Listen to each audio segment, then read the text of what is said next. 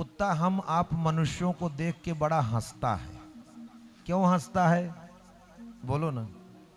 इसलिए हंसता है कि भगवान ने हमको हमारा स्वभाव बना करके भेजा था भौंकना।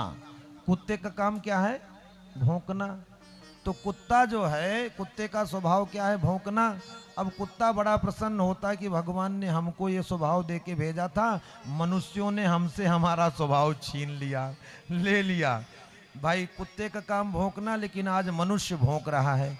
कभी देवरानी जेठानी के ऊपर भौंक रही है, भाव भाव भाव। कभी ननद भौजाई भौंक रही हैं, कभी सास बहुएं भौंक रही हैं, कहीं कहीं भाई भाई आपस में भौंक रहे हैं, कहीं भाई बंधु पट्टीदार आपस में नात रिश्तेदार भौंक रहे हैं, कहीं पड़ोसी आपस में भौंक रहे हैं।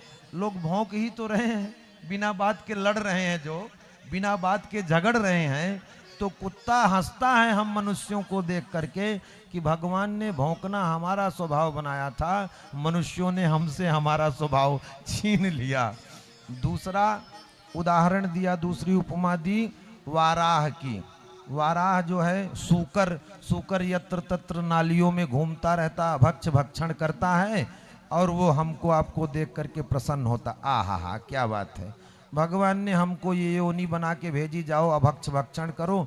अब मनुष्य हमसे भी ज्यादा अभक्ष भक्षण कर रहा है, जगह जगह मुंह मार रहा है, सड़ी गली वस्तुएं खा रहा है, मांस भक्षण कर रहा है, और जो है अभक्ष वस्तुओं का भक्षण कर रहा है।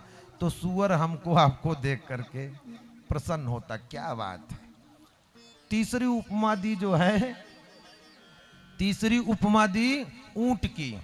हम आप क्या करते हैं, ऊंट प्रसन्न होता है कि भगवान ने मेरी गर्दन ऊंची कर दी, सीना तान करके गर्दन उठा करके ऊंची करके चलने का स्वभाव हमारा बनाया। लेकिन आज मनुष्य थोड़े से धन के पाते ही, वैभव के आते ही, पद प्रतिष्ठा के आते ही गर्व में गर्दन ऊंची करके यूं यूं ऐसे चलता है, ऊंट की तरह गर्दन ऊंची करके सीना तान के और जो है मुंह ऊंचा करके चलता है।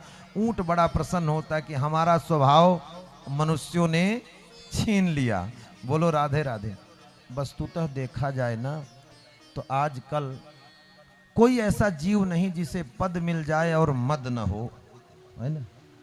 नहीं को अस जन्मा जगमाही, प्रभुता पाई जाहि मद नहीं। कहानी समझ में आ रही कि नहीं? क्यों जी ताऊ जी टोपी वाले, कहानी समझ में आ रही कि नहीं कुछ? हाँ आ रही।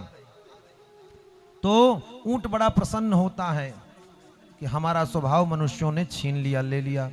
चौथी उपमा दी गदहा की। गदहा जो है प्रसन्न होता कि हमको ढोने वाला काम देकर के भगवान ने भेजा था। अब मनुष्य भी ढो ही रहा है, दुनिया भर का भार, पत्नी का, पुत्र का, इसका उसका, भाई का, बंधु का, समाज का सारा भार ढो रहा है, अब बेमतलब का भार ढो रहा है। जबकि असली भार तो नारायण ढोते हैं सबका। क्यों जी?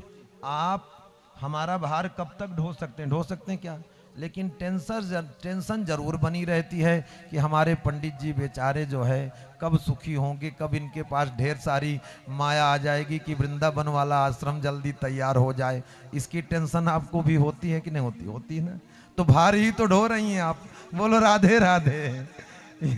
अनावश्यक भार ढोना यही तो है गधे का स्वभाव।